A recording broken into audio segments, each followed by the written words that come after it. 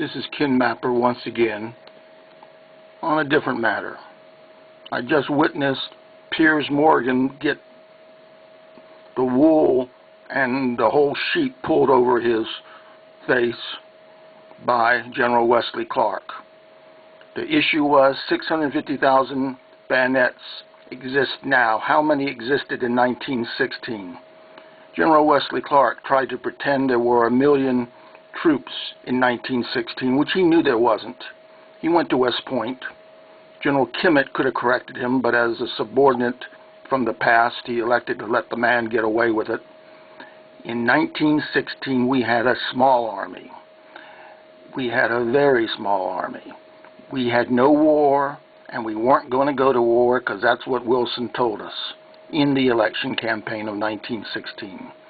However, we did break relations with Germany in 1917 and later declared war in 1917.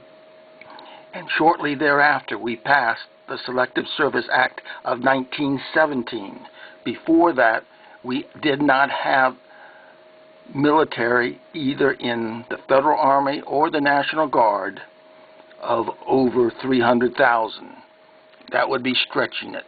We probably did not have bayonets for them, each and every one of them, but we certainly didn't have double 2 bayonets per soldier that we had in the military, unless we were particularly into bayonets. General Wesley Clark knew all this. He knew about Pancho Villa.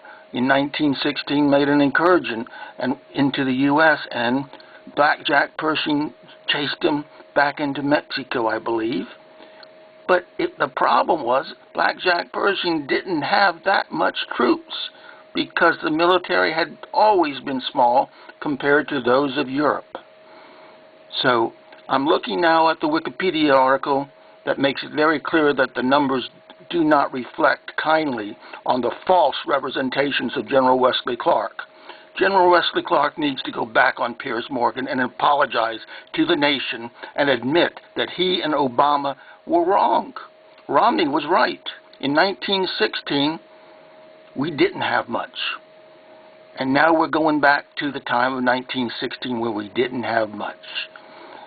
We didn't have ships because at that same year when we passed an act in 1916 thinking we better get prepared even though we're not at war, we passed the National Defense Act. Didn't bring more soldiers in much, but gave us a little more protection, and we passed the Naval Appropriations Act in 1916 so that we could maybe get our Navy up to that of Great Britain by 1925 under the Naval Appropriations Act. That was the intent.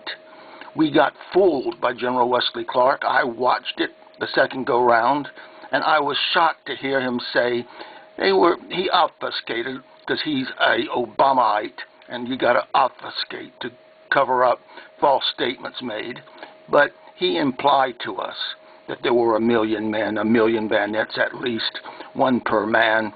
But the 1 million men didn't happen until the Selective Service boards got moving, and we did not get 1 million men into Europe until somewhere around the mid part of 1918. We were lied to by Obama, claiming there were no bayonets. Currently, not near as many as we had back in 1916. Well, it just isn't true. We've got 650,000. That's accepted now. The Marines use the bayonets, and they will use them again, sometime, someplace. It is part of their philosophy. We have bayonets now. We didn't have bayonets then. Piers Morgan, you owe an apology. General Wesley Clark, you need to be ashamed of yourself that you didn't attend your classes, or apologize that you did actually know that the war didn't start until 1917, and we did not move in the highest proportion of our troops until 1918, because we would not send them as we got them. We sent them as units. This is something I almost learned it all from my high school history class. If not then, I learned it from my ROTC classes, which were minimal. How could Wesley Clark have not learned it at West Point? Was he that bad a student? For shame, Wesley Clark. For shame, Barack Obama, for making a joke and making a bad, wrong joke that shows your ignorance, your lack of knowledge of American history. You did not think about what 1916 meant. It meant when we were pacifists, just like 1940 meant when we were pacifists, only willing to help the British in a good way. But we weren't willing to fight until we somehow or another had Pearl Harbor happen to us. The military has betrayed America too often, but not as much as our politicians. And Wesley Clark, you betrayed it as a politician. I won't let you call yourself a general anymore, because you are generally misleading, political, and not to be trusted.